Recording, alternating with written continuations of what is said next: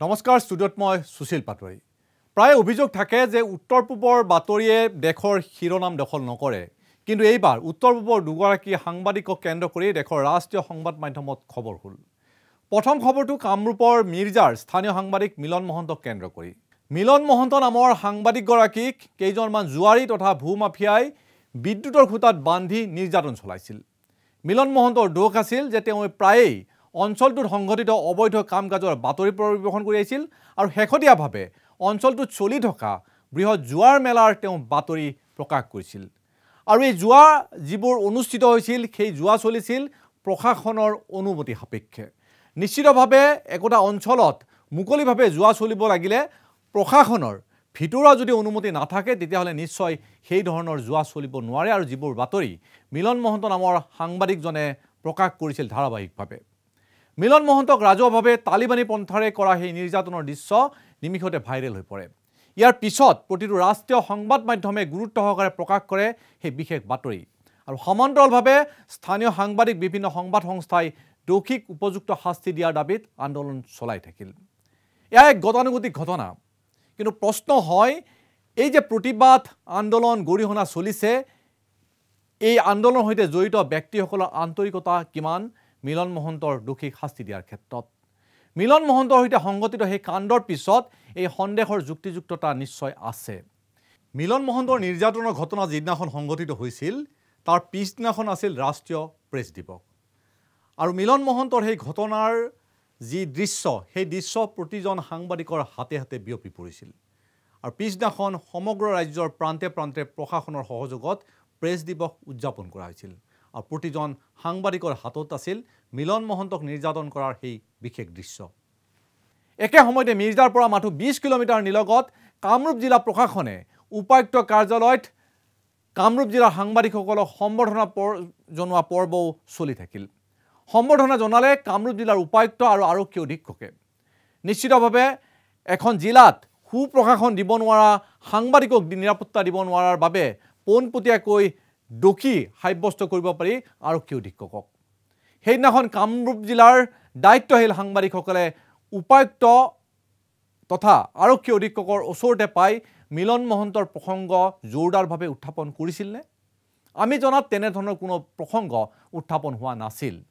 প্ৰয়োজনত প্ৰশাসনৰ সেই আন্তৰিকতাহীন সম্বৰ্ধনা সেই সময়ত সেইসকল সাংবাদিকে বৰ্জন কৰা উচিত আছিল কিন্তু তাৰ বিপৰীতে DCSPৰে ফটো সেশনত ভাগ লৈ গৰ্বহে অনুভৱ কৰিলে মিলন মহন্তৰ সতীৰ্থ সাংবাদিকসকলে সাংবাদিকে যদি প্ৰশাসনক সাংবাদিকৰ নিৰাপত্তাৰ বাবে হেঁচা নিদিয়ে দিব কোনে মনত ৰাখি থোৱা ভাল বালিলৈ জিপাত হৰ সুগ্ৰীবলৈ একে পাতেই হৰ নিশ্চিতভাৱে বঁটা প্ৰশংসা অভিনন্দনে সাংবাদিকক উৎসাহিত কৰে মনোবল দিয়ে কিন্তু এনে বঁটা বাহন অভিনন্দন গ্ৰহণৰ সুবিধা লৈ কোনোবাই কাৰোবাক নিৰ্যাতন চলাব সেয়া নিশ্চিতভাৱে সমৰ্থন কৰিব নোৱাৰি এবাৰ আহো দ্বিতীয় প্ৰসংগটোলৈ উত্তৰ পূবৰ প্ৰসিদ্ধ সাংবাদিক পদ্মশ্ৰী পেট্ৰেচিয়া মুখিম বুধবাৰে এডিটৰ্ছ গিল্ড অফ ইণ্ডিয়াৰ পৰা পদত্যাগ কৰে পেট্ৰেচিয়া মুখিম মেঘালয়ৰ জনপ্ৰিয় দৈনিক দ্য শিলং টাইমছৰ সম্পাদক এই পদত্যাগৰ আঁৰৰ কাৰণ কিন্তু ক্ষোভ ফেচবুকত যোৱা জুলাই মাহত এটা বিশেষ পোষ্ট দিছিল পেট্ৰেচিয়াই